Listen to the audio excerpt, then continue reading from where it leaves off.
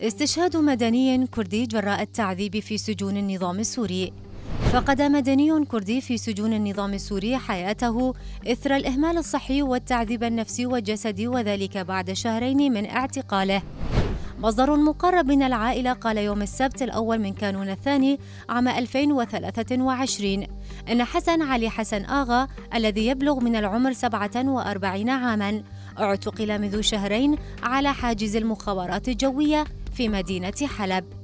أضاف المصدر أن التهم التي وجهت إليه والتي تسببت باعتقاله وهي وباطلة وليس له صلة بالأحزاب الكردية ولا بالمعارضة.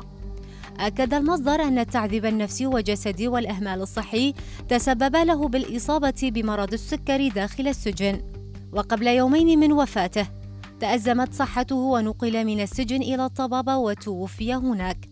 وأشار المصدر إلى أن ذويه استلموا الجثة أواخر كانون الأول عام 2022، وبعدها نقلت الجثة إلى منبج وثم نقلت إلى عفرين مقابل دفع مبلغ قدره $900 أمريكي. الشهيد ينحدر من قرية سنار التابعة لناحية شيا التابعة لمدينة عفرين بكردستان سوريا.